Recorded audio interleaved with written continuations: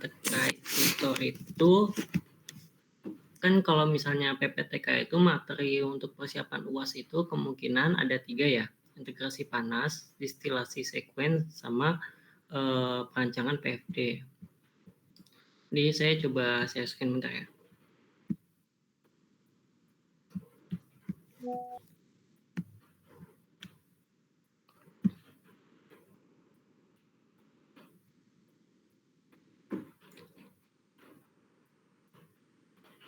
Oke.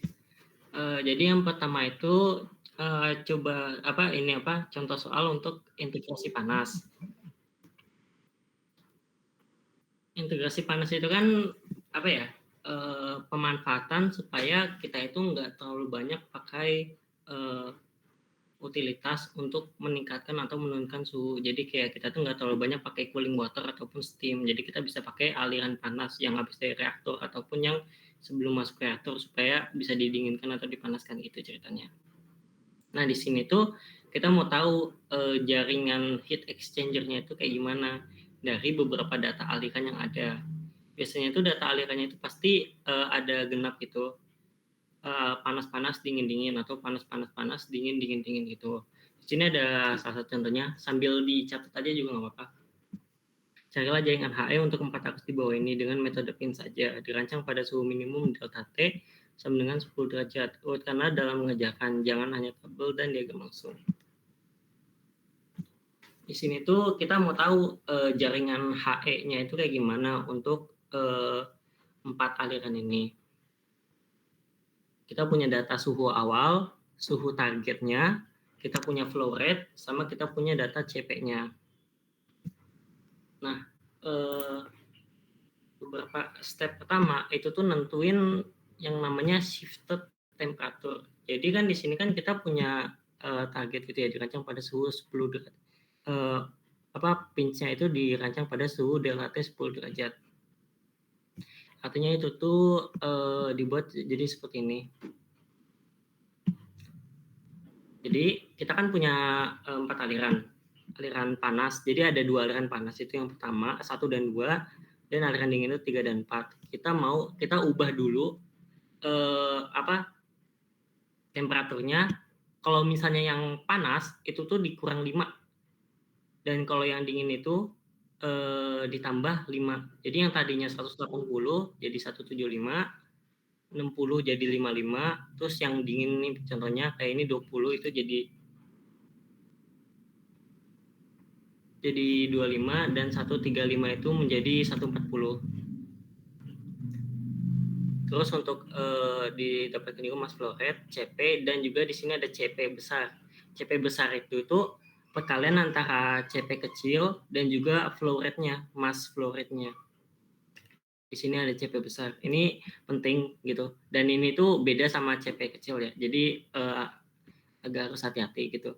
1000, kayak contoh ini kan 1000 dikali 0,3 kan 300. Ini CPH untuk aliran 1, CPH untuk aliran 2, CPC itu maksudnya CP cold, CPH itu maksudnya CP hot gitu.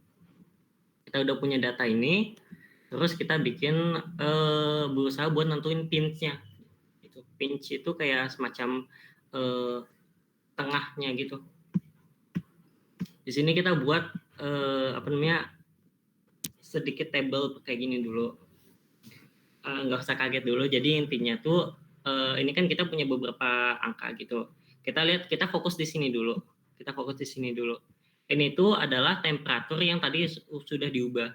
Jadi ini ada temperatur yang ada di sini. Ini sama ini.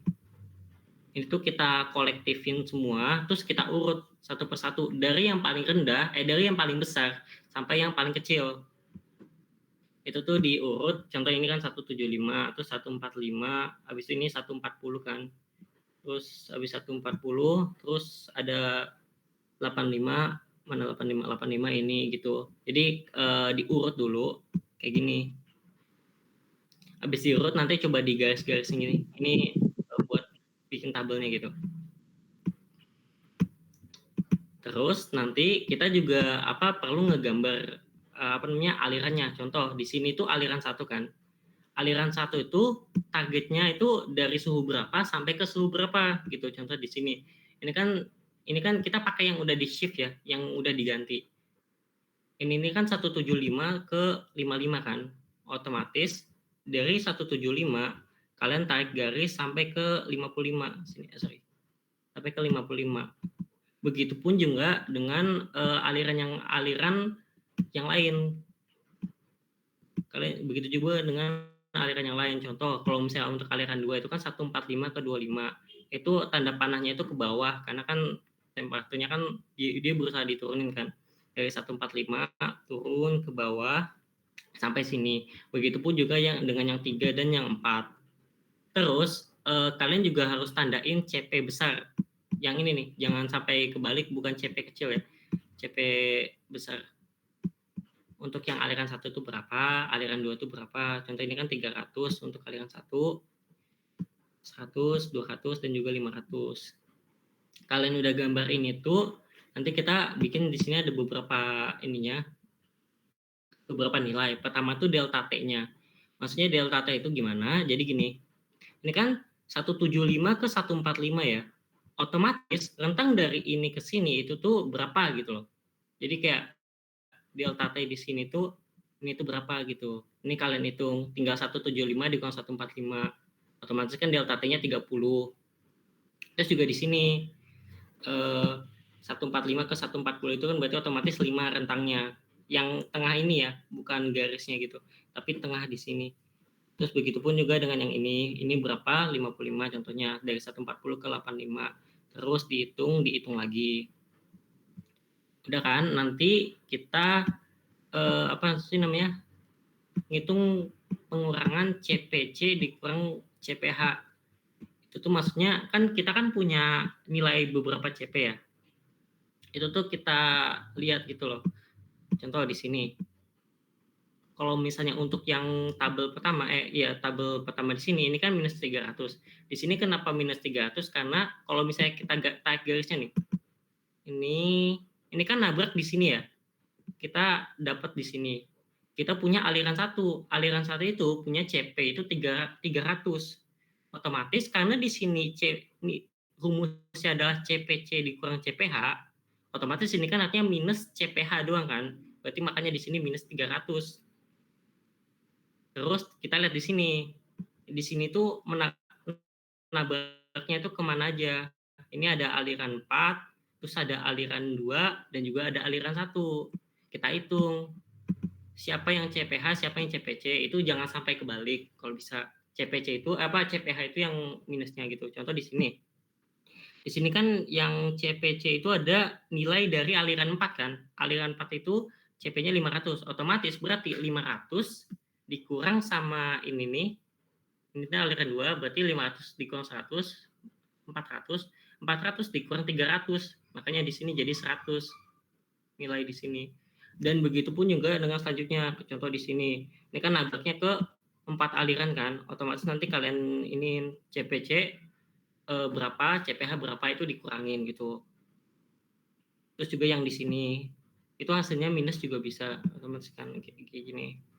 And then juga di sini, dia nambahnya ke aliran mana aja, dan itu nanti tinggal ditambah atau ditambah atau dikurang CPC CPH-nya, ngikutin rumus yang di sini. Terus ada delta H internal. Maksudnya delta H internal itu perkalian antara ini sama ini. Soalnya kan rumus dari panasnya itu kan Q sama dengan MC dt ya. C ini kan ceritanya CP besar ya. Ini kan CP besar gitu ya. CP besar kan otomatis kan M dikali CP. Terus kita punya delta T. Otomatis kan MCP delta T kan. Makanya di sini ada yang namanya delta H. Delta H atau delta Q itu sama aja, nggak apa-apa. Nah, itu tinggal perkalian aja. 30 dikali minus 300. Otomatis kan minus 9.000. Terus di sini juga 5 dikali 100. Otomatis kan 500. Dan begitu pun seterusnya. 55 dikali 300 itu berapa? 16.500. 30 minus 200 itu minus 6.000. Dan di sini juga sebenarnya ada ininya juga di bagian sini tuh ada ini juga, dia tuh kayak surplus atau defisit gitu. Surplus atau defisit, itu tuh sebenarnya nggak terlalu ngaruh banget, cuma ngejelasin kalau misalnya dia minus itu berarti otomatis dia defisit. Kalau dia plus positif itu berarti dia surplus gitu doang sih. Sebenarnya dia nggak terlalu ngaruh ke perhitungannya gitu, nggak terlalu ngaruh ke hasilnya. Cuman itu cuma buat ngasih tahu aja mana yang surplus, mana yang defisit gitu-gitu doang sih. Terus udah nanti kita hitung semua nih, semuanya udah dikali semua kan. And then kita bikin ini nih, Punten Wip, ya. boleh nanya dulu nggak Wip? Diskusi gitu Iya aja nggak? ringan Wip. Iya Belum boleh. mulai ya. Hmm. Jadi gue pengen nanya ini Wip, cara baca soalnya ini soal bapaknya yang kemarin bukan ya Wip? Enggak sih, cuman mirip. Bukan ya? Hmm. Wip, kalau misalnya si temperatur nih kan temperatur cold sama hot itu misalnya nggak ada titik, nggak ada barengan. Ini misalnya ini temperatur coldnya mentok dari 25 sampai 85 aja. Nih. Ya ini. Nah, suhu awal yang dari dingin itu 20, suhu akhirnya misalnya cuma 70. Kayak soal bapaknya yang kemarin itu loh, Wip. Nah, yang dingin yang Iya ya. satunya lagi ya 40. Nah, itu kan nanti dia nggak ada yang bareng gitu, Wip, di gambar diagramnya. Nah, Di iya. gambar garis-garisnya, ya kan? Hmm. Nah, itu nanti buat pince gimana ya, Wip ya? Nah, Gue sebenarnya gue juga juga belum nyoba-nyoba sih. Tapi kalau kita mikir nih ya, gimana ya pince? sebenarnya ya yang soal dikasih bapaknya itu emang pinnya itu nggak ketemu. Gue coba ngecek kalau misalnya pakai grafik pun dia tuh nggak nabrak itu loh grafiknya loh. Iya, Jadi nggak bakal kayak, nabrak itu kalau kita nah, pikir juga kan. iya Soalnya itu T-nya tuh, juga nggak nyentuh. itu tuh nandain berarti tuh dia tuh cuma butuh satu heat exchanger. Jadi tuh contoh aliran CS1 sama CH1 itu dihubungin. Itu tuh dia perpindahan panasnya udah selesai sama CS2 sama CH2 misal. Itu Oke. sekali heat exchanger itu dia udah selesai gitu. Jadi dia nggak perlu ada jaringan heat exchanger. Iya ya, berarti kalau kayak gitu mah sekali selesai, sisanya buat uh, utilitasnya cuma buat ngedinginin yang pengen dituju doang berarti ya. Iya, bahkan nggak butuh utilitas sebenarnya. Dia udah nggak perlu cooling water atau steam lagi. Oke, nah Wip, pengen nanya juga Wip. Nah kalau buat CP, masalah CP, nah tadi gambar tadi tuh kan makanya MCP ya jadinya ya. Karena emang yang di soalnya pun ada flow rate-nya juga, makanya jadinya dikaliin jadi MCP, jadi CP gede yang dipakai. Ya, Nah kalau misalnya dipakai CP kecil doang itu nggak boleh ya Wip? nggak boleh. Karena harus Berarti kalau yang di bapaknya itu cuma asumsinya berarti flow rate-nya sama-sama satu ya Wip? Jadinya sebenarnya kayaknya sebenarnya kalau bisa jangan diasumsiin sih, Jo. Soalnya kan iya, lu bukan Wip. lu punya. Maksudnya gini Wip, kalau yang Hmm, di perhitungan bapaknya kan dia memakainya CP kecil, hmm, pakainya yang 0,0, jangan-jangan itu udah MCP ya, cuma itu udah M-nya MCP. satu. Iya, udah MCP. Bisa dilihat Ya. di ini aja, Jo. Satuannya. Oh Satuannya. iya. Oke, thank you Wip. Oke Iya, lanjut. kalau misalnya dia KW per apa ya? KW per apa per P apa gitu. Itu biasanya itu udah MCP. Cuman kalau misalnya dia KJ per KG itu dia biasanya masih CP kecil gitu. Oh iya. Bentar Wip. Ya, paham nggak? Yang lain gimana? Ada sedikit bingung nggak? Banyak ini mau bingungnya Wip. Ya, Rungkad CLM. Oh ini nih Wip. Mana ya? Tadi.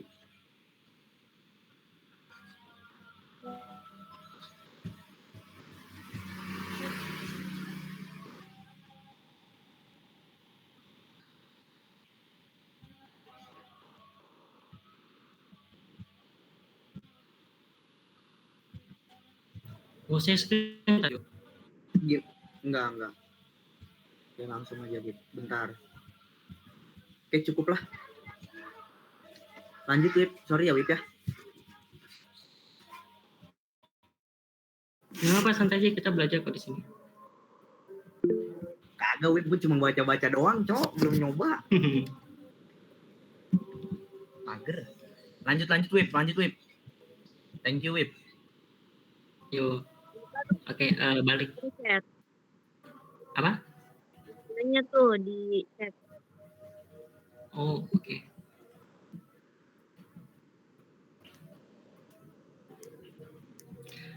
Yang T awal itu dikurangin, kan ada yang dikurang, ada yang ditambah ya. Itu jangan lupa. Jadi yang panas itu dikurang, yang cold itu ditambah. Itu tuh dikurang karena biar perhitungannya valid gitu kan, karena kan kayak kita tuh ngukur beginian nih.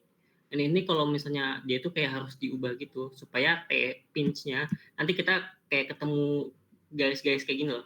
Ini namanya pinch, kayak pembelahnya gitu. Ini supaya dia tuh ketemu. Kalau misalnya kalau nggak ditambah tuh, kalau nggak diganti temperaturnya, kalau nggak di shift itu, kalau nggak salah nggak ketemu gitu. Dan di sini bapaknya sih di sini soalnya sih mintanya 10 gitu. Cuman kebetulan saya ngegantinya itu 5 gitu. Soalnya kebiasaannya kan, karena contoh soal yang di PPT yang PPT bapaknya itu kan 5 kan. Dia itu ngegantinya 5. Mana ya?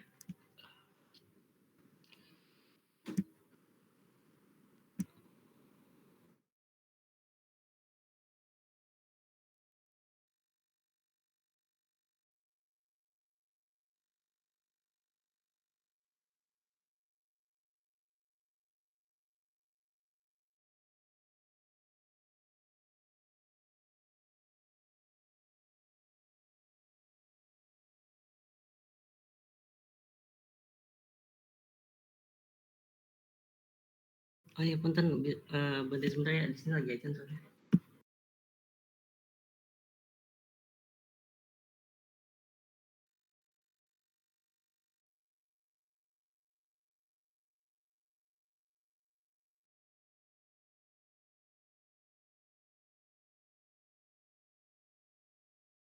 Wip, itu cara downloadnya gimana, Wip? Dari ini Spada. Gue kebetulan punya filenya, Jo. Oh, buset. Boleh. Atau enggak share aja, Wip, semua PPT-nya. Oke.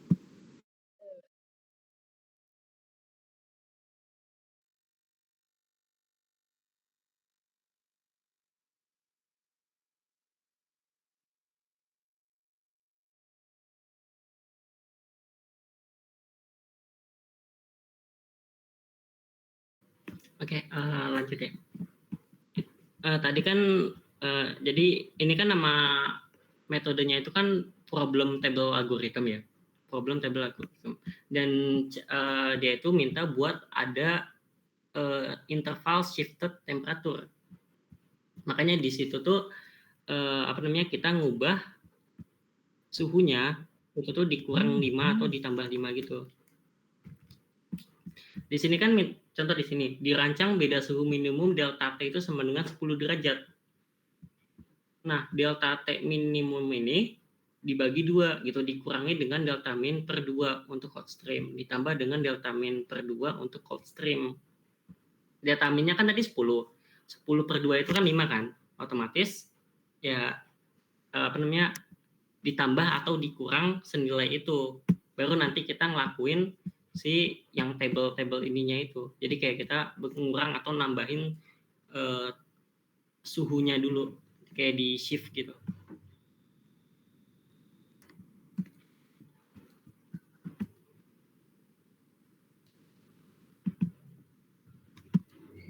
Oke, lanjut ya. Tadi kan kita udah nyari nih delta T, CPC dikurang CPH sama delta H internal. Itu tuh nanti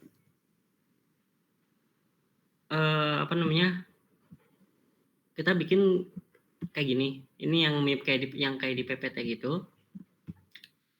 Suhunya sama, jadi kayak diurutin dari yang tertinggi sampai terendah, mirip sama kayak gini nanti. Sama kita bikin apa ya, semacam mulai start gitu. Jadi di sini tuh ada startnya gitu. Ini satuannya MW, ini satuannya satuan dari delta H BTW. Jadi kayak ini angka apa, ini tuh angka dari semacam apa Q-nya gitu. Kita start dari nol, itu kita selalu start dari nol. Soalnya mau kayak gimana pun startnya tuh dari nol. Dan kita tuh ngitung sesuai dengan delta H yang ada. Jadi kan ini kan delta H-nya itu kan beruntun ya. 9.500, 16.500, minus 6.000 sama 3.000. Jadi kayak gini nih, 9.500 minus 9.500, 16.500, 6.000 dan 3.000 gitu. Kita mulai dari 0, nanti nilai ini dikurang dengan nilai delta H yang ini. 0 dikurang minus 9.000, otomatis kan 9.000 kan.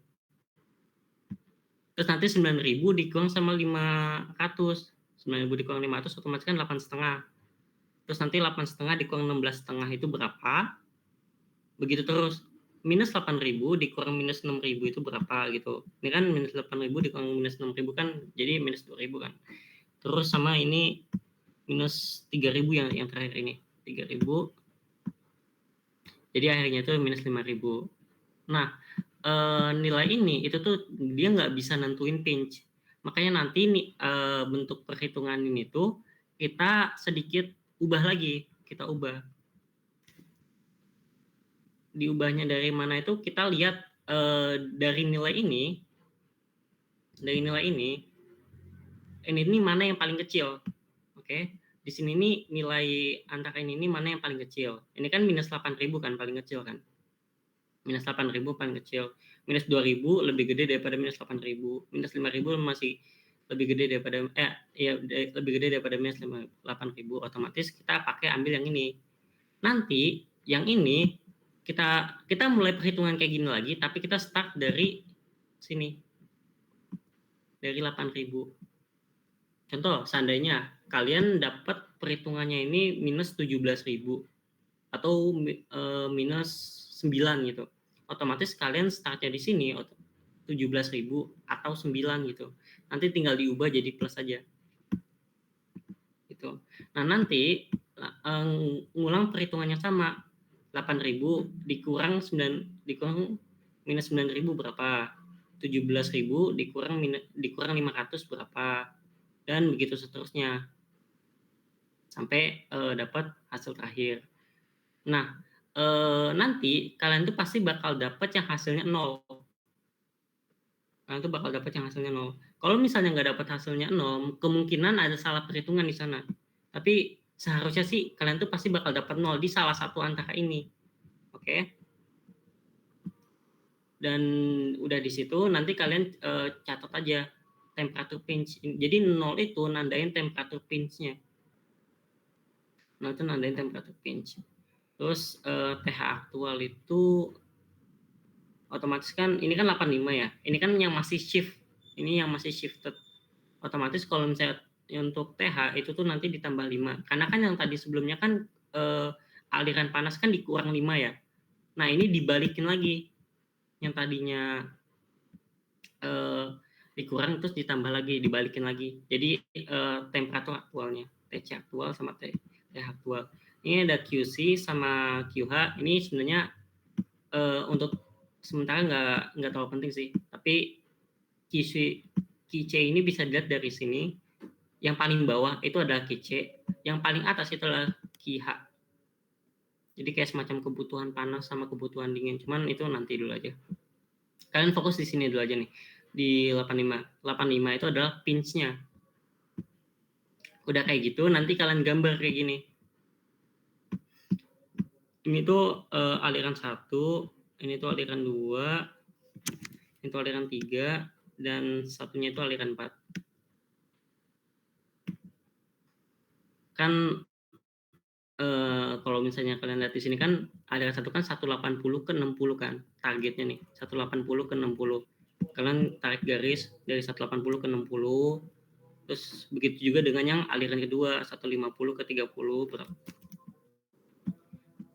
dan yang untuk aliran panas itu tuh aliran dingin itu tuh sama paling AA-nya gitu. Pokoknya ini kan 20 ke 135, ini 80 ke 145 gitu. Ini harusnya sih di sini nggak ada garis ya, karena ini kan 80 sama 80 ya. Kan T pinch-nya itu kan 85. Jadi dia itu harusnya cuma di sini doang gitu, 80. Nanti sebenarnya biasanya tuh selesai sampai sini pun nggak apa-apa. Karena biasanya kalau misalnya kemarin saya UTS ya UTS itu UAS itu ada 2 soal gitu, tentukan titik pinch-nya yang ini sama nentuin jaringan network heat exchanger-nya. Jadi ada 2 soal gitu, 2 soal beranak. Jadi sampai sini pun sebenarnya hitungannya udah selesai. Nah, dari sini nanti itu kalian berusaha buat ngubungin heat exchanger-nya. Heat exchanger yang panas sama yang dingin gitu. Kita mau tahu aliran mana bisa dihubungin sama aliran mana.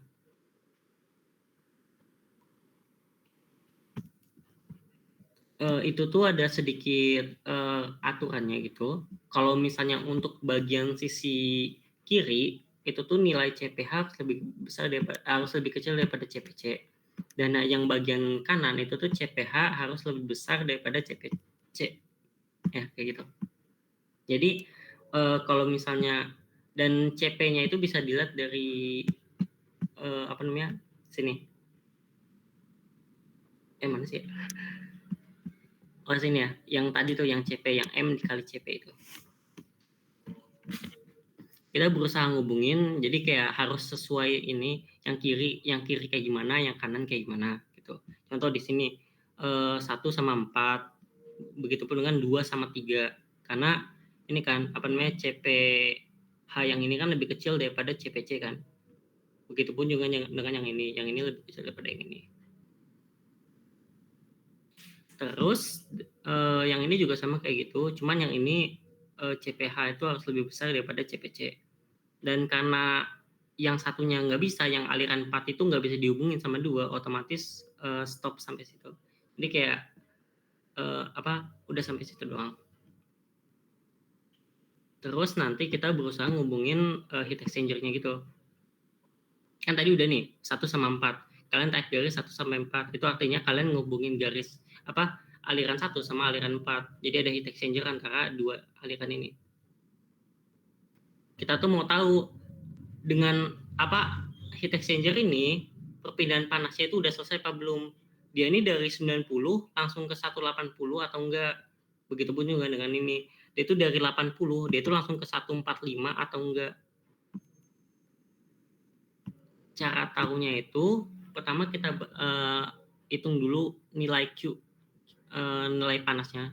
Panasnya itu beda sama sebelumnya. Kita tuh mulai dari 90 ke contoh gini. Untuk aliran 1 ini kan nilainya 2700 ya. Ini tuh didapat dari 90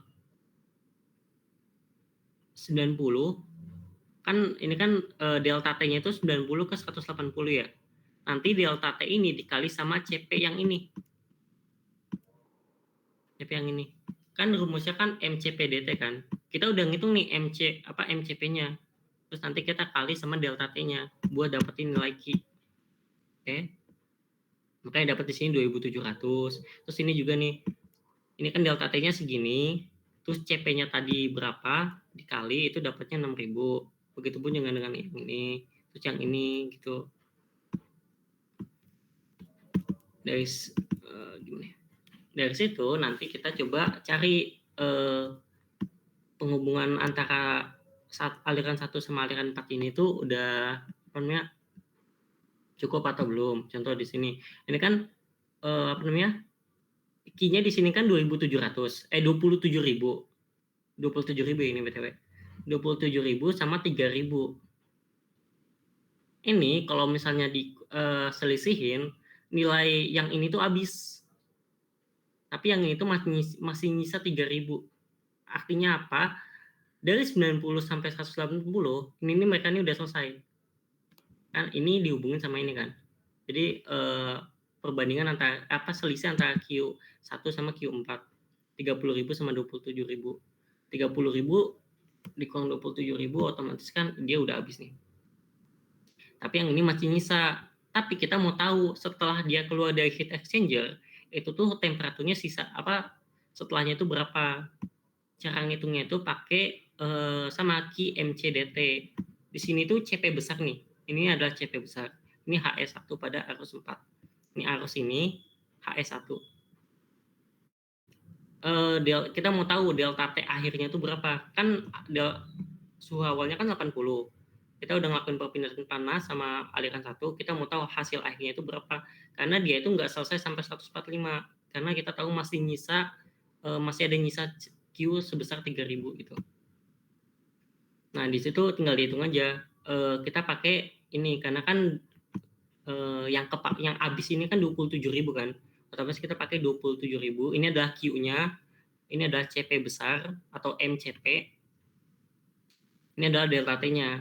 Kita ngitung mau tahu hasil temperatur akhirnya itu berapa. Terus begitu juga dengan yang ini. Ini adalah HE2 pada ini HE2. Ini kan penghubungannya kan aliran 2 sama aliran 3 kan. Dari 6.000 sama 11.000, otomatis kan 6.000 ini bakal habis duluan kan. Jadi ini udah habis duluan, otomatis dia checklist. Karena dia udah nggak butuh heat exchanger lagi. Dia udah langsung ada perpindahan panas dari 90 ke 150. Terus yang ini kita mau tahu, dia tuh setelah keluar dari heat exchanger itu temperatur setelahnya berapa. Rumusnya juga masih sama kayak sebelumnya. Karena dia kepakainya 6.000 nih, karena kan penghubungannya antara ini kan. Otomatis di sini arus 3 ini kepakainya 6.000. 6.000 sama dengan 200 dikali T minus 80. Jadi pakai ini CP-nya sama delta T-nya. Didapat hasilnya itu 110. Terus ini H ini itu utilitasnya. Utilitas yang dibutuhkan itu berapa? Karena kan hasil di sini kan udah habis kan. Di sini semua ini udah perpindahan panasnya udah selesai. Yang ini juga perpindahan panasnya udah selesai. Otomatis mereka ini udah nggak bisa dihubungin sama aliran lagi. Makanya di sini kita pakai steam heater gitu. H itu maksudnya heater. Jadi dia itu pakai utilitas. Utilitasnya berapa itu ngikut sama sisanya gitu. Ini kan tadi kan nyisanya 5.000. Yang di sini nyisanya 3.000 kan, otomatis H-nya itu 5. Yang di sini 5.000, yang di sini 3.000. Udah, berarti otomatis bagian sisi kiri itu udah selesai. Sekarang kita ke arah yang sisi kanan. Yang sisi kanan juga sama. Kita tuh ngitung Q-nya. Q-nya itu start dari sini. Jadi kita itu ngitung dari sini. Delta T ini sama CP besarnya itu tuh berapa? Dan ini kan 30. Ini kan delta T-nya 30. 30 dikali sama 300. Otomatis kan 9.000 kan? Otomatis ini Q-nya 9.000. Begitupun juga dengan yang aliran 2 dan aliran 3. Di sini tuh kita udah nentuin kalau misalnya kita tuh ngehubungin aliran 1 sama aliran 3 di sini. Karena kan CPH 1 itu lebih besar daripada CPC yang 3. Kita ngehubungin. Nah, dari sini kita mau tahu mana yang udah selesai duluan, mana yang perpindahan panasnya udah selesai, mana yang masih butuh perpindahan panas gitu. Di sini karena aliran 1 9.000 dan aliran 3 12.000, otomatis kan berarti kan yang ini habis dong. Yang ini udah habis, yang ini masih nyisa 3.000. Makanya di sini dia udah selesai. Di sini udah selesai. Nah, karena dia masih nyisa 3.000 dan di sini masih ada aliran panas, karena ini kan aliran dingin kan. Yang ini aliran panas. Yang ini masih nyisa nih. Yang ini belum ada kehubung heat exchanger sama sekali. Ya udah berarti tinggal dihubungin aja. Tapi di sini dia 3.000 gitu. Karena dia tuh ceritanya tuh udah nyisa cuma 3.000 doang karena udah kehubung sama ini kan tadi sebelumnya kan. Jadi di sini kayak 3.000 doang gitu.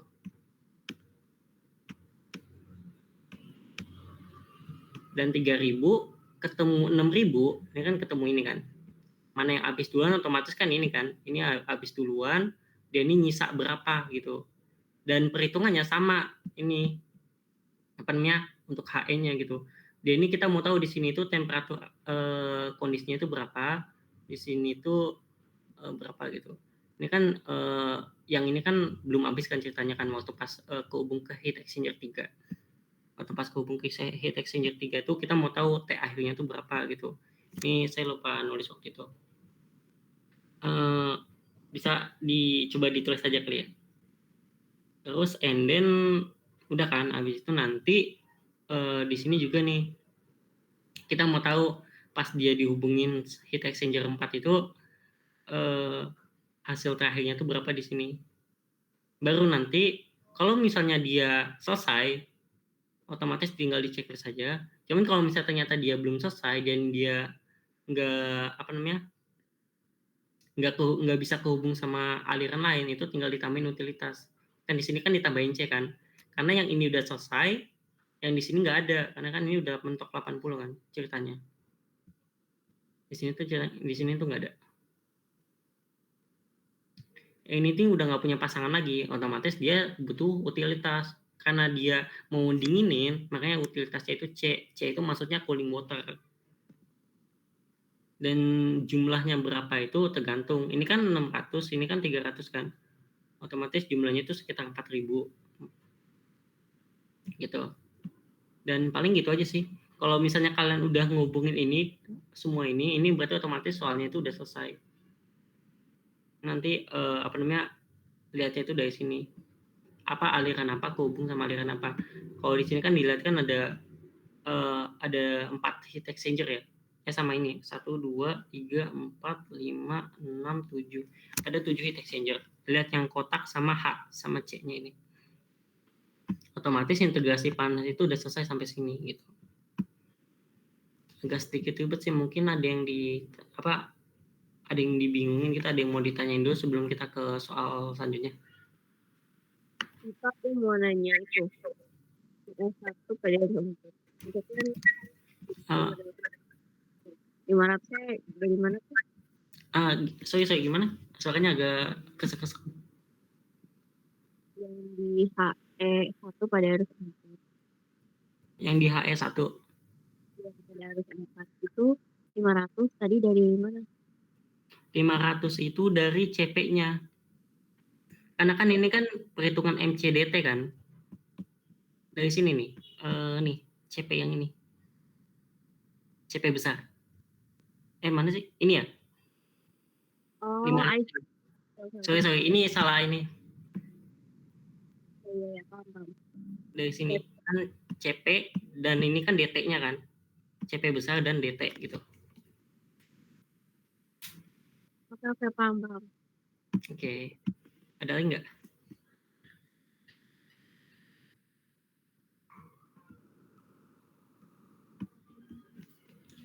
Dwi Pak mau nanya. Iya. Tadi kan ada sisi kiri sama sisi kanan ya. Nah, Ya. itu tuh di bawah lagi. Itu tuh kan kalau misalkan yang sisi kiri tadi 180 dikurang 90 ya. Nah, kalau yang sisi kanan itu sama juga nggak dikurang 90 kayak 60 itu kan dia dapat 9.000 dari mana?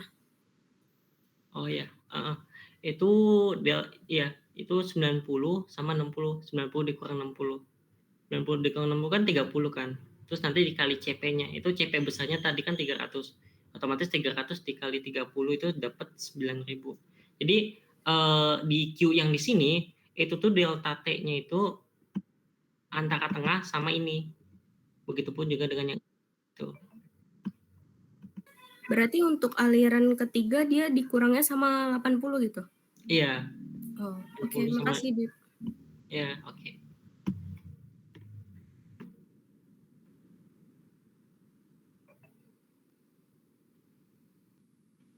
Ada lagi nggak?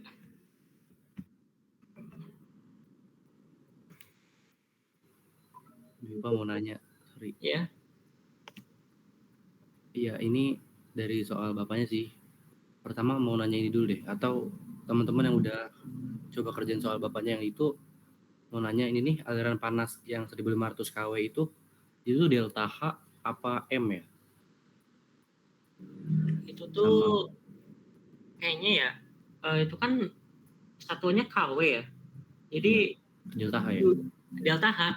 Jadi nanti kalau misalnya mau nyari CP besarnya itu tuh apa namanya, kita nyari M-nya dulu. M-nya itu dicari dari si KW-nya itu dibagi sama delta T-nya sama CP-nya. Itu nanti kalian dapat M-nya. Nanti M-nya itu tinggal dikali sama CP buat dapat si CP besar. Paham nggak? Oh, oke, Wib. Sama ini kan kita nih di instruksi udah ada nomor 1 sama nomor 2 udah jelasin juga sama Dwipa di sini. Nah, di sini nomor 3 nih ada pertanyaan energi recovery. Itu kalau pakai metode shift temperature kan kayak nggak bisa gitu ya. Kayak harus pakai metode composite curves. Itu gimana ya? Apa semoga besok nggak ada kali ya? Energi recovery itu sebenarnya gini. Bentar, kita balik ke soalnya. Contoh nih di sini. Ini kan apa namanya? Yang di sini kan dia belum selesai nih. Dia belum selesai. Maksudnya dia perpindahan panasnya dari 80 ke 135 ini belum selesai. Otomatis kan dia butuh heater kan. Heater itu kayak heat recovery-nya gitu. Di sini dia itu butuhnya contoh di sini 600 dikurang 11. Ini di sini kan butuhnya 5.000 ya. Di sini kalau ini butuhnya 5.000, di sini butuhnya 8, di sini butuhnya berapa sih? 30, 27. Di sini butuhnya 3. Otomatis kan di sini kan 8.000 kan. Ini tuh 8.000. Nah, di sini kita bisa lihat kan ininya itu 8.000. QH-nya itu 8.000. Sorry. Di sini. QH-nya itu 8.000. Otomatis dia itu butuh recovery heat-nya itu sebesar 8.000. Begitupun juga dengan yang QC. QC itu buat yang cold-nya, cooling water. Cooling water ini tuh butuh berapa gitu.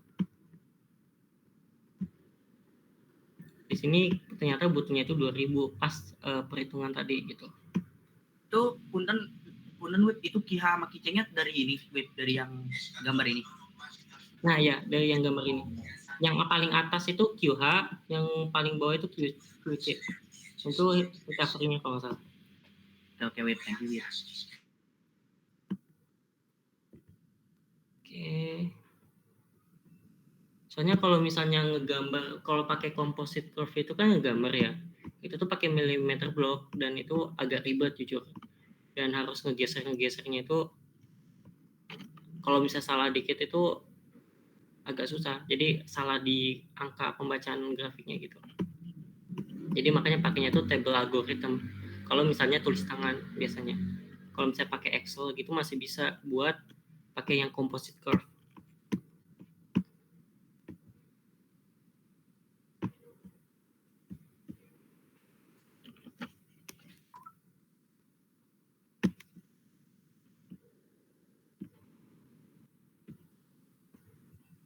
Oh ya, tadi itu Winda nanya ya di chat, sorry. Buat tentuin suhu yang 90 sama 80-nya itu gimana? Kan kita kan tadi sebelumnya itu kita dapat titik pinch ya. Titik pinch-nya itu di 85. Nah, titik pinch ini kan yang udah diubah. Otomatis kita itu dapetin 80 sama 90-nya itu gitu dengan ngebalikin. Jadi kayak TH aktual sama TC aktual. Jadi kayak pinch buat si H sama pinch buat si C. Itu dibalikin lagi. Tadi kan yang di sini ini kan si O-nya itu kan ditambah 5 ya. Otomatis dibalikin lagi dikurang 5 lagi. Makanya di sini yang dari 85 itu tuh jadi 80. Nah, di sini 80. Begitupun dengan yang panas. Karena tadi dikurang, terus habis itu ditambah lagi supaya balik lagi ke suhu aktualnya. Paling gitu sih. Oke. Wib, sorry Wib. Ya. Mau nanya lagi, itu kalau QC sama QH itu bukan utilitas ya itu? Apa? Sorry? Bukannya utilitas ya itu, kalau QC sama QH. Iya, utilitas. Kalau recovery kan di tengah ya, kalau dari PPT bapaknya juga.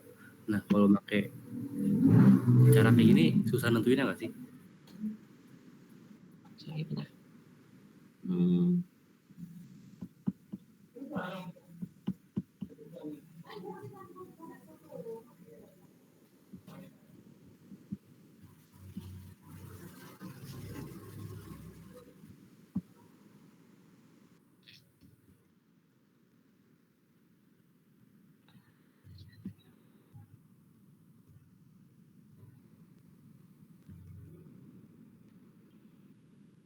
Tapi emang dari Bapaknya itu utilitas sama recovery itu beda ya emang?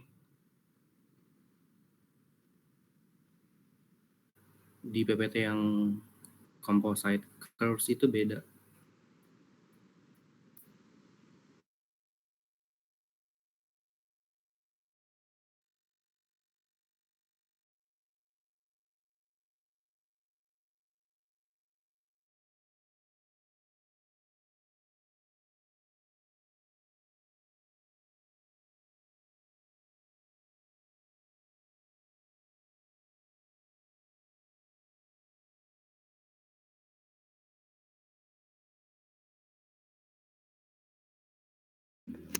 Tapi emang ini sih apa sih namanya kalau misalnya pakai yang tabel algoritma table tuh selesainya tuh sampai situ doang sih emang. Emang lemahnya di situ. Nah, iya benar. Justru harus pakai kurva lagi ya kalau nyentuhin recovery. Iya, Cuman apa ya kalau misalnya yang di soal Bapaknya itu tuh nggak ketemu gitu loh. Jadi kurva dingin sama kurva panasnya karena dia beda jauh gitu, jadi kayak nggak nyentuh gitu.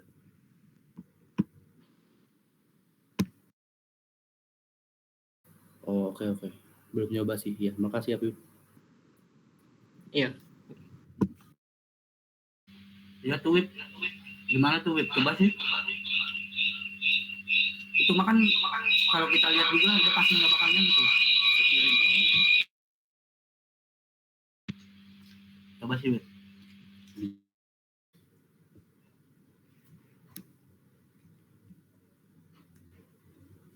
Mau dicoba yang ini tak? Soalnya apa namanya? Nggak ada kertas di sini. Wip. Habis ini ada yang dijelasin nggak Wip? Ada. Pakai contoh soal yang dari Bapaknya. Oke Wip, distilasi aja Wip. Oke, paling coba lanjut distilasi dulu aja kali ya. Nanti kalau misalnya ada pertanyaan bisa nanti kita balik lagi. Ya.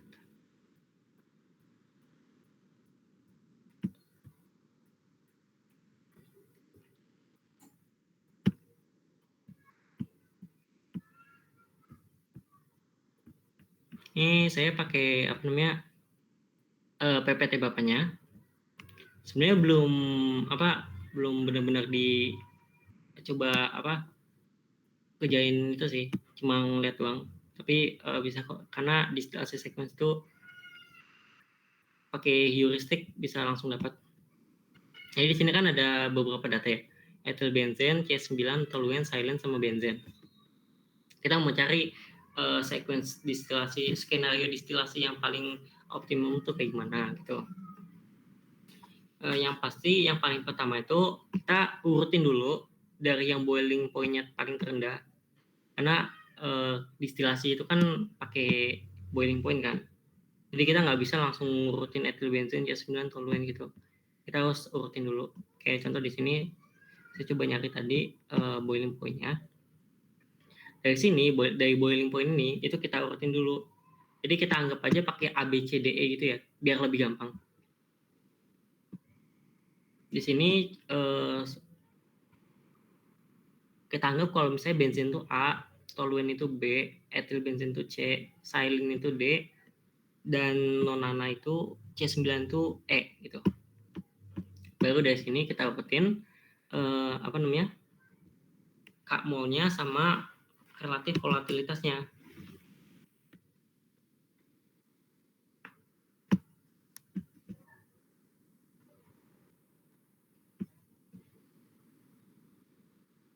Contoh di sini benzen itu 57 kan, 57.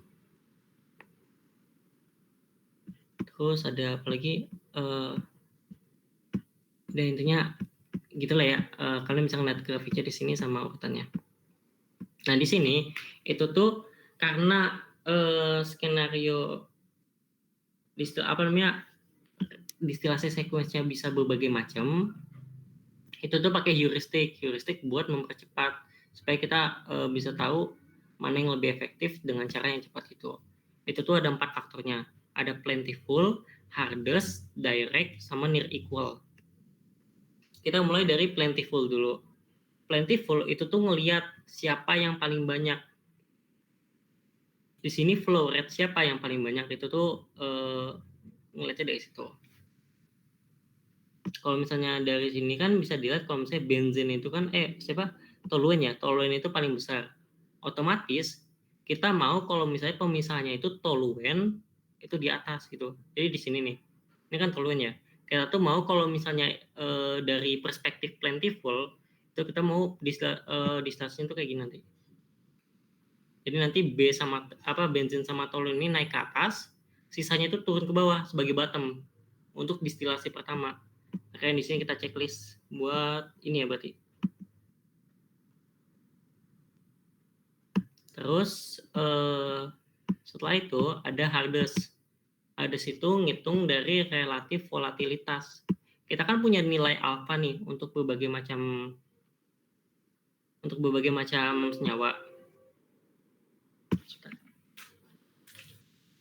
Itu nanti kita perlu menghitung perbandingan relatif volatilitasnya. Jadi ada yang namanya relatif volatilitas at junction. ADJ gitu. Itu perlu kita tentuin. Contoh ntar dulu di sini kan kita punya beberapa nilai ya. Kayak bensin itu 6,24.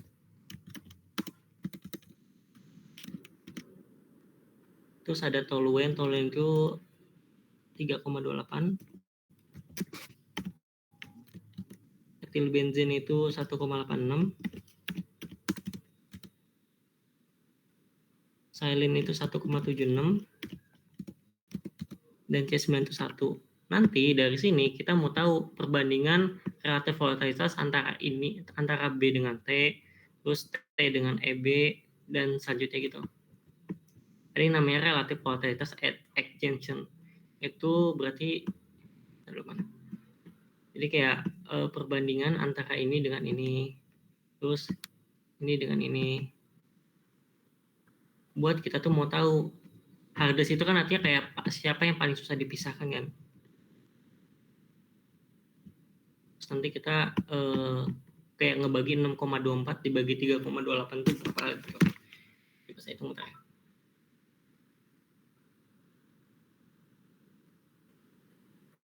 Sorry Wip.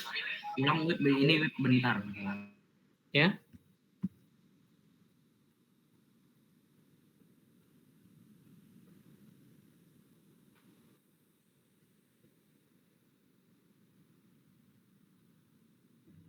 Kenapa Jo?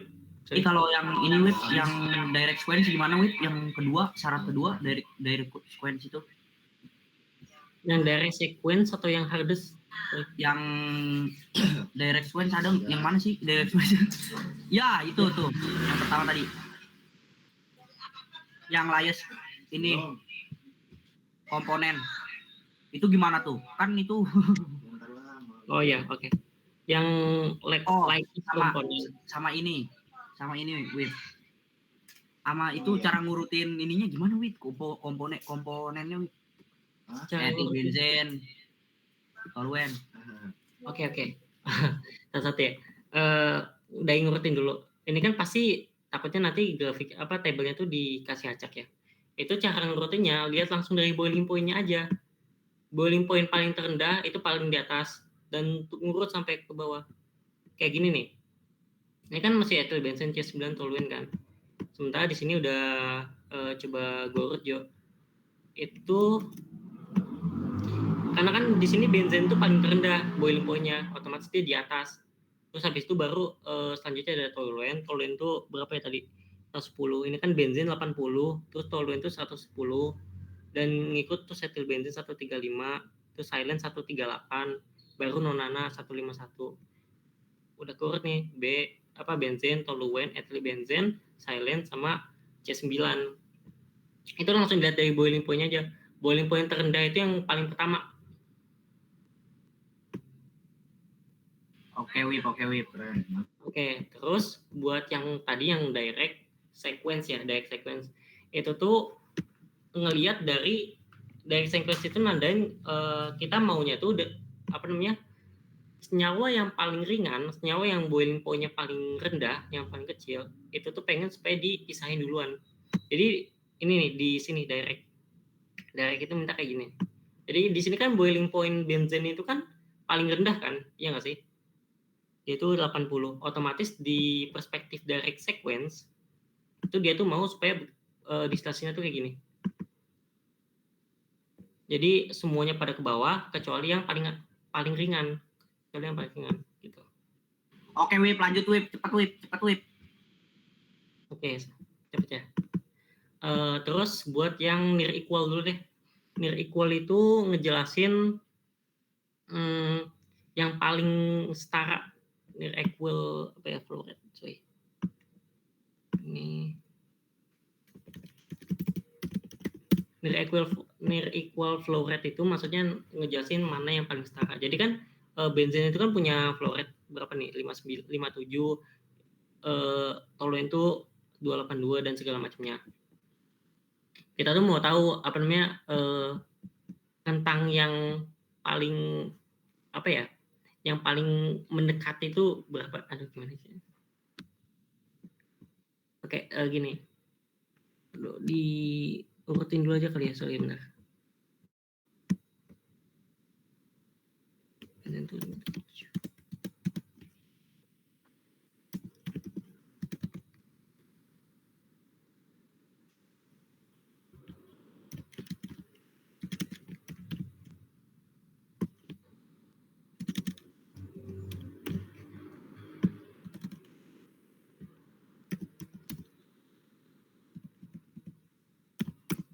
Nah, ini.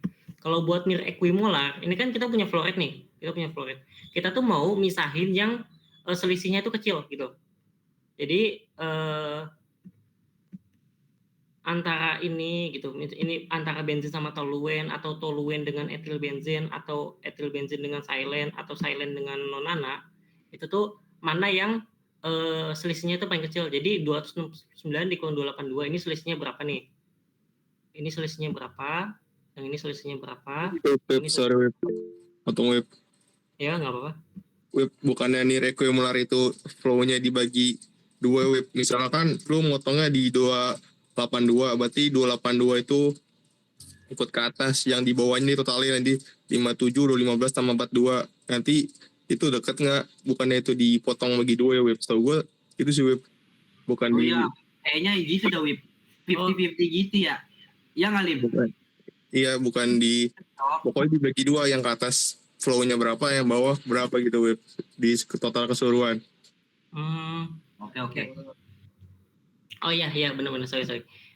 Berarti otomatis jumlah flow rate ya. Sorry, gue lupa soal yang itu ya. Makasih koreksinya loh.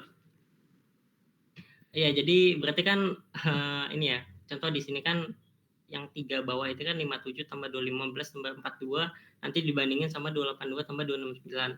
Itu berapa? Dan kalau misalnya bisa, otomatis nanti pemisahnya kan kayak gini kan. Gitu.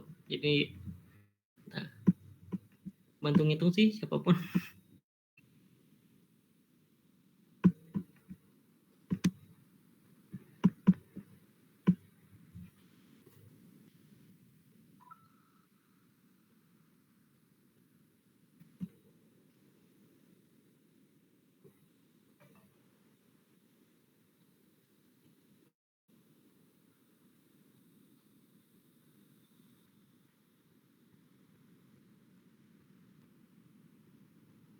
Di sini tuh kalau nggak salah kok yang near equimolar itu kan yang kayak gini ya.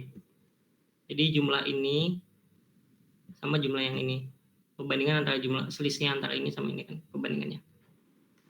Otomatis berarti dari perspektif near equal flow, pemisahannya itu berarti nanti kita checklist yang ini. Nanti bisa dikoreksi aja terkait perhitungannya. Terus sisa hard disk. Wip mau nanya sih. Iya, sorry. Iya, Bang. Ya, buat yang di near equal flow itu maksudnya langsung potong tengah-tengahnya aja tanpa perlu diurut lagi, atau kayak gimana gitu? Atau kayak gimana pemotongannya tuh ada ketentuan tertentu nggak gitu?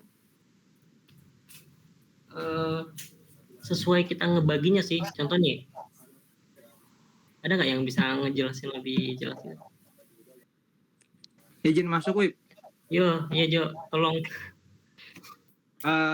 Jadi kalau gampangnya gini, lu jumlahin dulu dari A sampai E, terus dari E sampai A, gitu. Oh.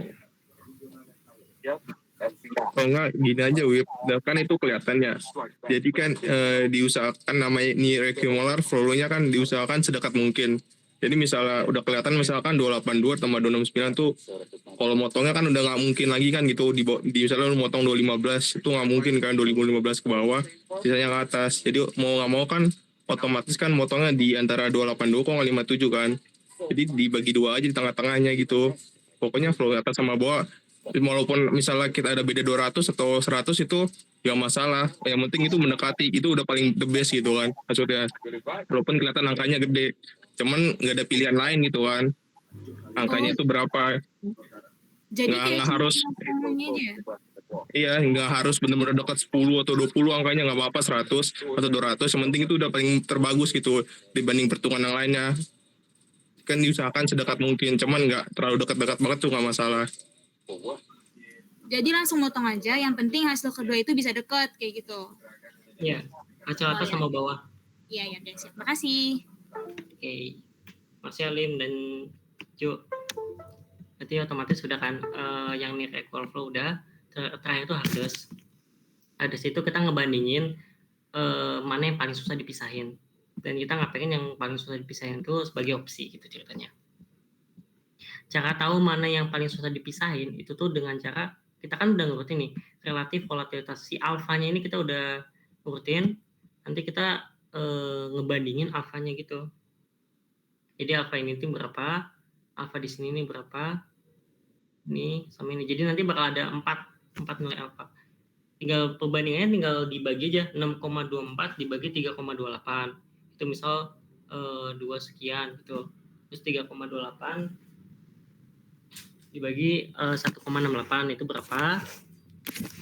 Yang ini kan pasti kan 1 ya. 1,76. Terus ini 1,786 dibagi 1,76.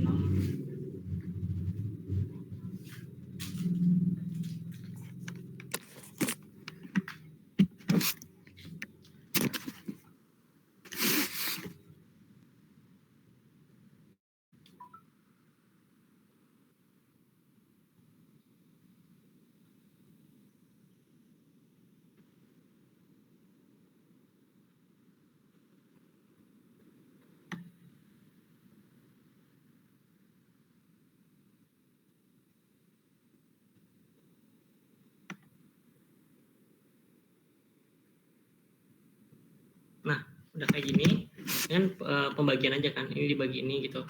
Kita udah dapet nih relative volatility ADJ-nya. Nah, dari sini kita tuh ngelihat kalau misalnya ini kan yang paling susah ya, karena dia itu yang paling mendekati 1 itu tuh yang paling susah dipisahin. Semakin dia semakin apa ya?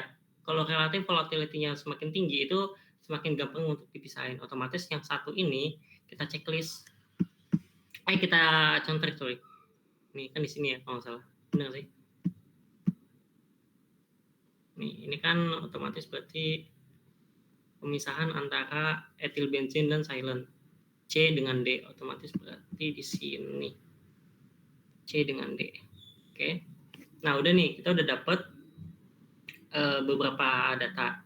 Dari sini kita tinggal nentuin mana yang kemungkinan bisa pilih gitu. Kalau di sini kan kita bisa lihat yang checklistnya paling banyak itu si ini nih, di AB per CDE. Kita pilih yang AB per CDE ini buat distilasi pertama. Jadi nanti otomatis gambarnya tuh bakal gini distilasi. Ini buat skenario distilasi pertama.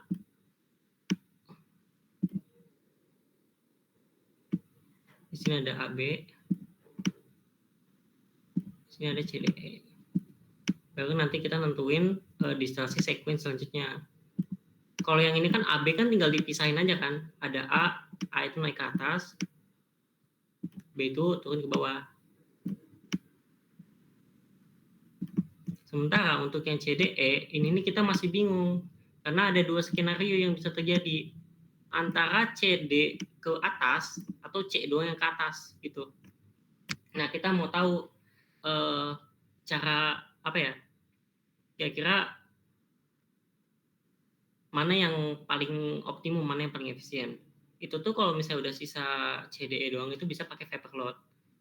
Rumus vapor load itu V sama dengan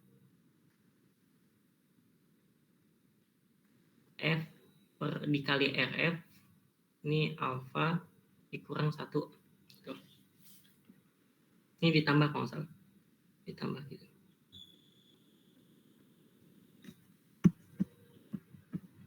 Sebenarnya pas di sini nih pakai heuristik juga bisa. Jadi kalau misalnya pakai heuristik kan C per DE atau CD per E itu masih bisa juga pakai heuristik sebenarnya. Kalau misalnya rumus vapor load itu kalian lupa. Cuman ada baiknya kalau misalnya kalian tuh pakai rumus vapor load. Nah, di sini ada beberapa nilai. D-nya itu tuh flow rate distilat, F-nya itu tuh flow rate umpan yang masuk, RF-nya itu reflux minimum.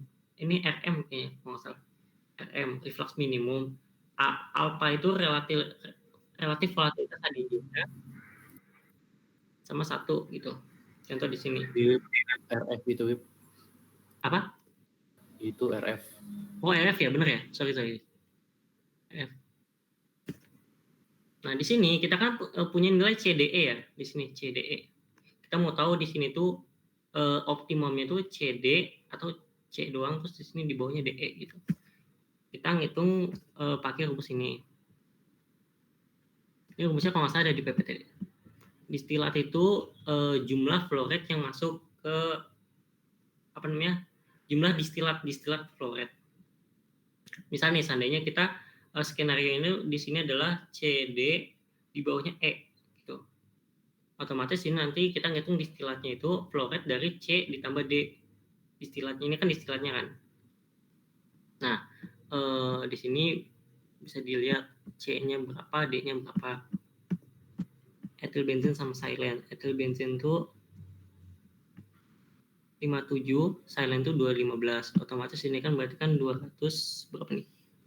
272 ya. 272 ditambah fitnya itu CDE. Fitnya itu kan ini kan nih. Ini fitnya nih. Fitnya itu adalah si CDE, jumlah CDE. Jumlah CDE itu otomatis berarti ini nih, 57 tambah 215 tambah 42. Berapa tuh ya?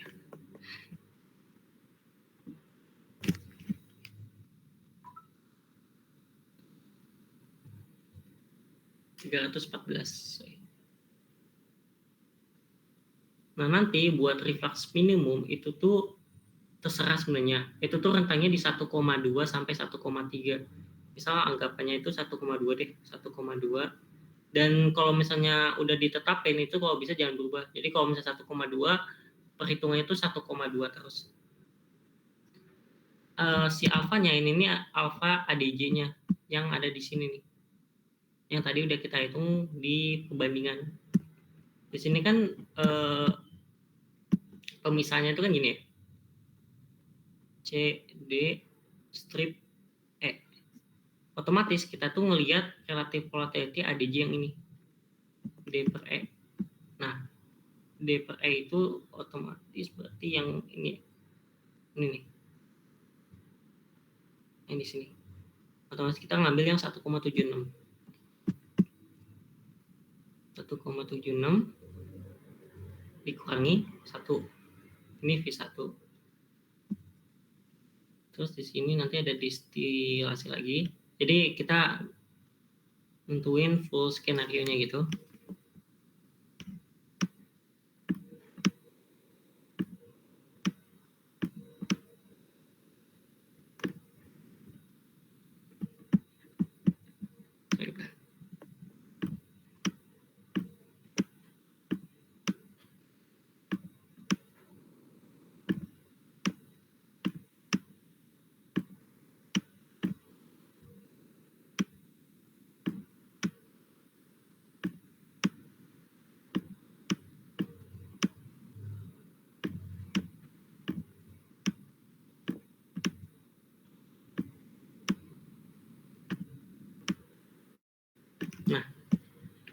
kita tuh mau tahu skenario yang ini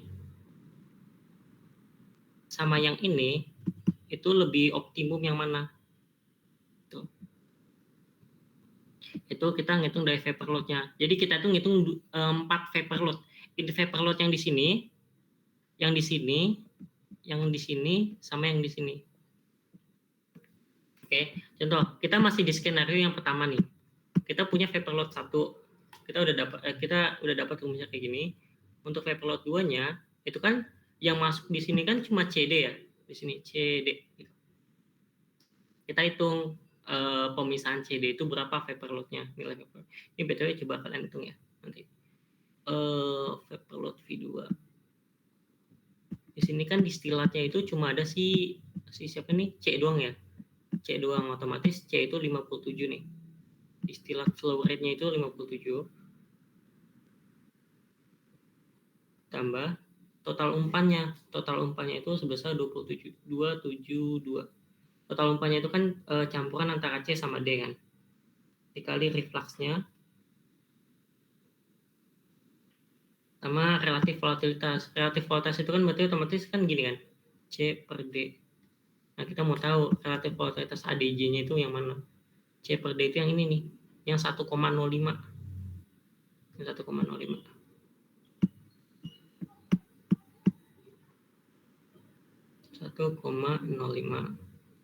Kurang 1. Nah, nanti kita dapat V-nya ini berapa. Oke, nanti tinggal ditambah V totalnya ini berapa. Sama dengan V1 plus V2. Kalau buat yang skenario kedua, itu nanti kan gini ya. C per DE. Itu nanti kalian ngitung sama juga satunya. Paling cuma angka-angkanya doang beda, kayak contoh ini distilatnya. Distilatnya itu cuma 57. Karena cuma C doang yang naik ke atas. Sementara totalnya itu berapa tadi? 314. Terus reflux minimumnya, relatif volatilitasnya itu berapa tadi? 1,05 ya. Dikurang 1. Terus nanti V2-nya itu kalian ngitung yang ini, pemisahan si D sama E. Pemisahan si D sama E. Distilatnya kan cuma D doang ya. Di sini distilat D itu berapa? 215 nih, 215 otomatis. Sini 215. Terus kalian ngitung ini ditambah, jangan lupa. Kalau saya itu ditambah. Terus flow rate totalnya berapa ini? 215. 57 kali 1,2 per berapa ini? 1,76. Ini kan D sama E ya. Ini relatif volatility-nya ADJ-nya 1,76. Jadi 1,76 dikurang 1. Nanti kalian dapat V totalnya dari penjumlahan V1 sama V2. Nah, nanti kalian kan punya dua skenario ya. Skenario yang A sama yang ini skenario 1 sama skenario 2. Nanti perbandingan antara ini sama ini kalian bandingin mana yang paling rendah gitu. V total mana yang paling rendah itu tuh otomatis kan yang nggak tahu sih yang mana. Cuman intinya coba cari aja mana yang paling rendah, itu yang dipilih gitu. V vapor load yang paling rendah, V total yang paling rendah itu yang dipilih. Setelah udah dipilih, nanti kalian tinggal gambar aja distilasi sequence-nya. Contoh, pilihan 1 lebih baik, V totalnya itu lebih rendah. Otomatis kalian pilih yang ini, distilasi total sequence-nya itu yang ini. Yang semua ini. Yang ini nggak kepake. Yang ini nggak kepake. Tuh. Dan kalau misalnya udah kayak gitu sih, kayaknya udah selesai sih. Cuma sampai situ doang. Karena distilasi sequence cuma ngeliat mana pemisahan paling optimum tuh kayak gimana. Udah gitu dong. Untuk distilasi sequence selesai sampai situ. Ada yang mau ditanya enggak?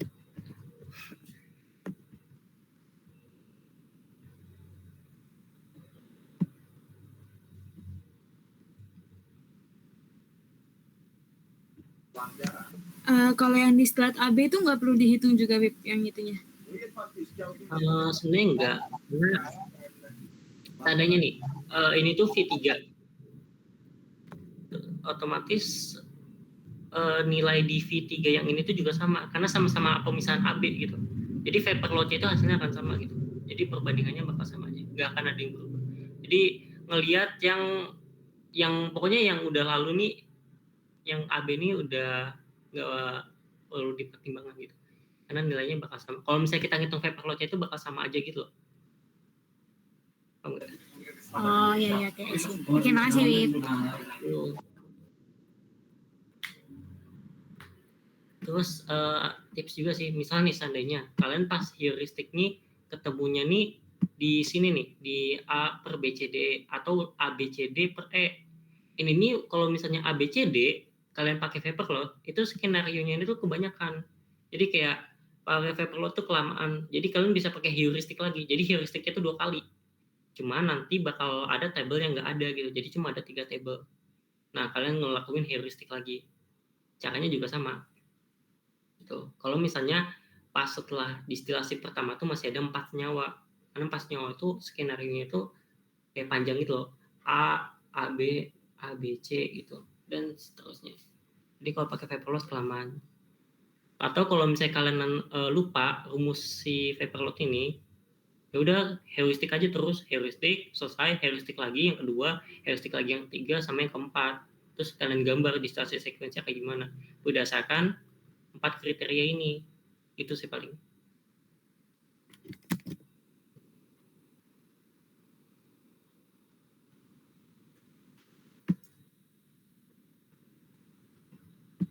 Oh iya, Wip mau nanya, Wip. Ya. Berarti misal nih itu ada checklist satu-satunya tuh di masing-masing gitu, di yang A per B, AB per CD dan ABC per D. Itu boleh ngambil yang mana aja atau yang mending yang direct sequence itu yang pertama A per B, C, D, E? Berarti kalau misalnya checklistnya sama ya, jadi kayak 2 sequence checklistnya nilainya sama gitu, iya nggak sih? Jadi satu-satu gitu, tiap heuristik itu checklistnya. Itu pilih salah satu atau mending yang A per B, C, D, E yang ambil. Jadi di heuristikin lagi gitu.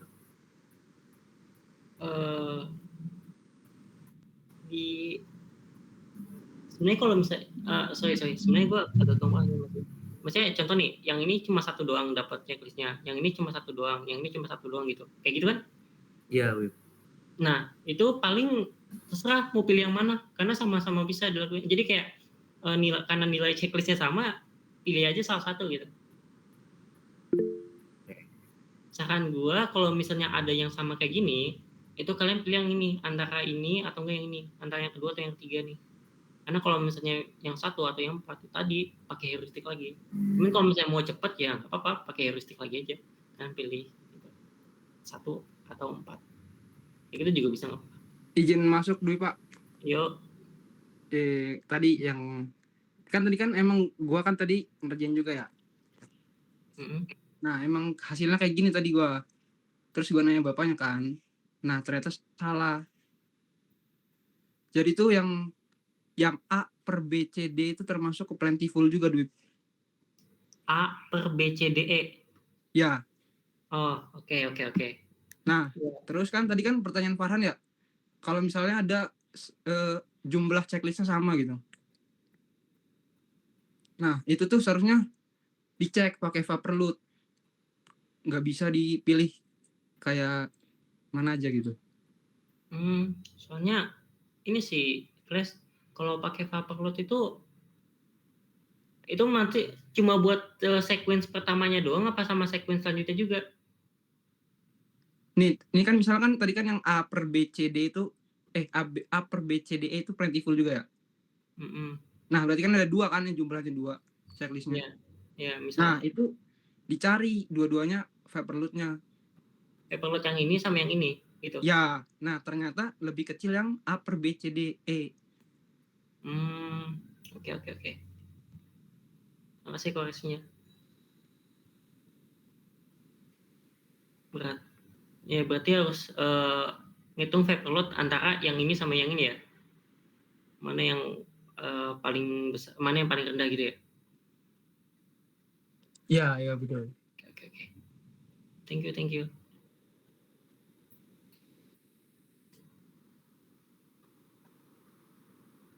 Ada lagi nggak yang mau ditanyain?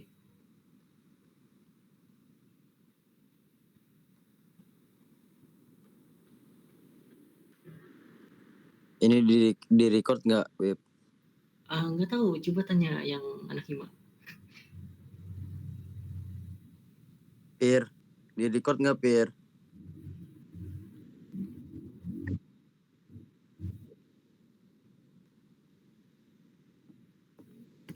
Paling udah sih itu doang.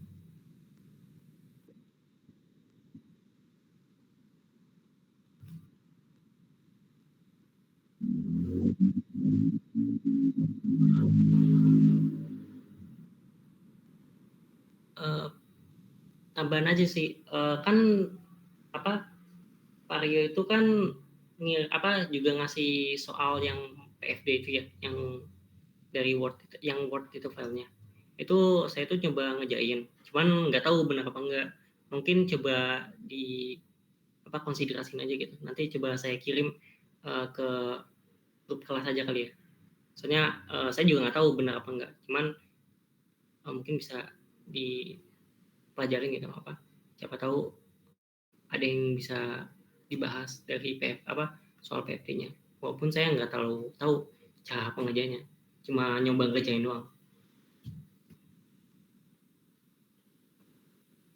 Paling itu doang sih materinya. Kayaknya ada yang mau ditanya nggak?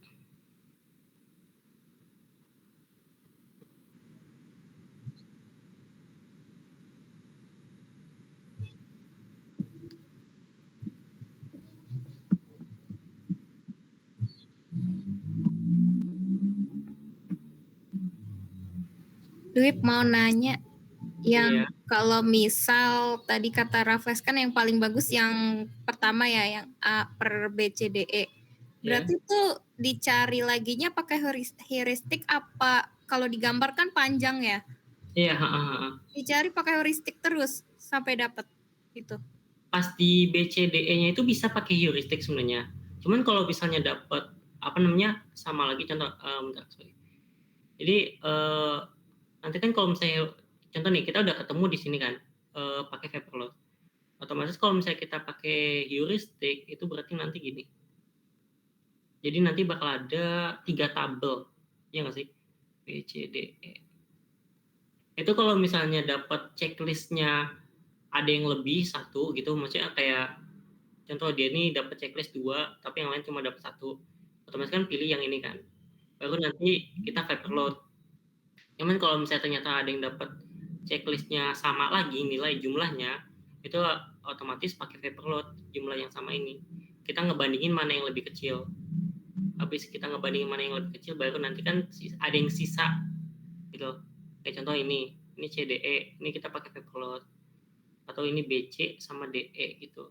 Jadi kita pakai Paperlot terus. Paling cuman heuristik itu cuma buat mastiin kira-kira distilasi yang kedua nih perlu ada perlu ada ngitung Paperlot lagi atau enggak gitu loh. Kalau misalnya ternyata checklistnya ada yang lebih gitu, ya udah bisa kita nggak usah pakai ngitung Paperlot lagi buat di distilasi kedua itu, kita langsung ke distilasi ketiga. Nah nanti di distilasi ketiga kita pakai Paperlot itu sepaling. Paham nggak? Sorry belibet. Paham. Makasih. Izin nambahin dulu, boleh nggak? Iya. Nih kalau menurut gue heuristik itu juga berurutan, Wip. Jadi heuristik 1 sampai 4 itu berurutan, kayak hierarki gitu. Nah jadi kan tadi kan yang A per B, C, D, E itu kan checklistnya di plentiful sama direct ya. Sedangkan di A, B per C, D, E itu plentiful sama near equal flow. Ya, near equimolar ya. Ya, nah jadi lebih mengutamakan yang A dulu, soalnya dia kan yang direct sama yang plenty gitu. Heuristik 2 sama 3. Sedangkan heuristiknya gimana? Heuristiknya gimana tadi berarti? Pertama apa dulu? Plentiful dulu. Yang pertama kan heuristik pertama kan hard disk ya.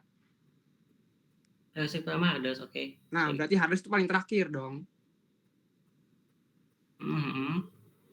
Nah, yang heuristik kedua kan direct. Nah, berarti kita mengutamakan yang direct dulu.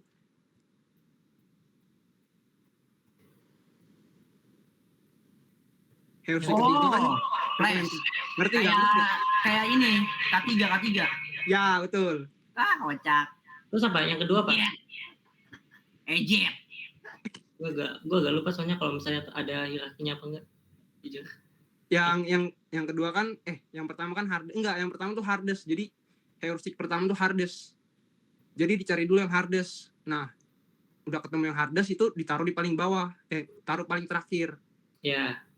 Nah, heuristik kedua itu yang direct. Flash.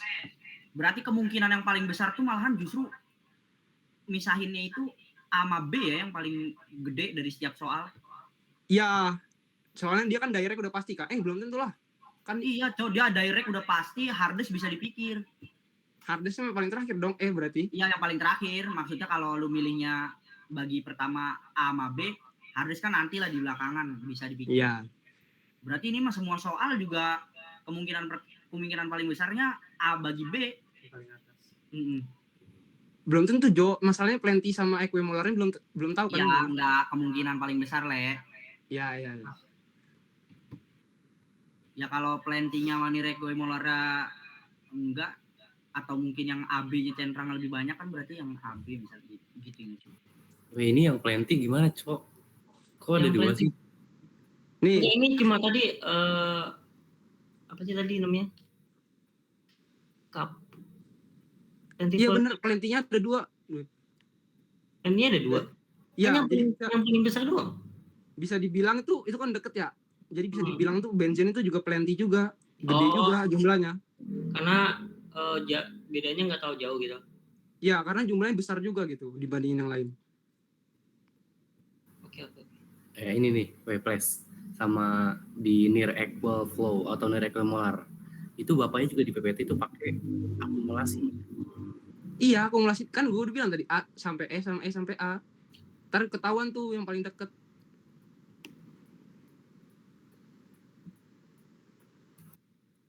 Ntar dah gue kirim dah di grup. Oke.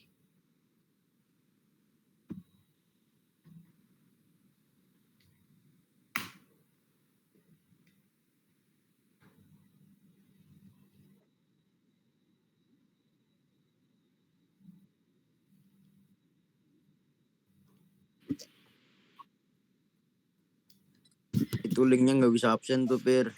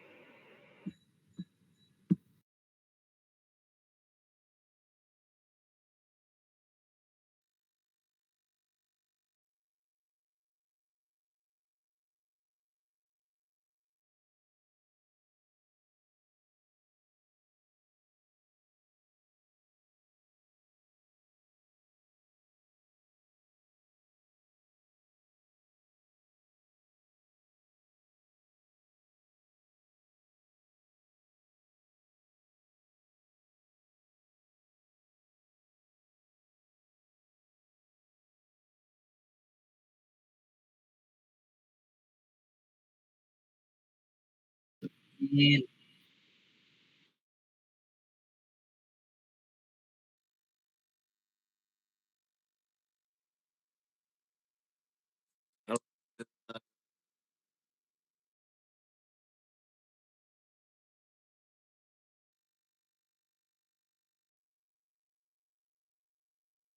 Waalaikumsalam warahmatullahi wabarakatuh. Waalaikumsalam warahmatullahi wabarakatuh. Yo, giliran salam yang nongol. Him. Waalaikumsalam. Terima kasih semuanya.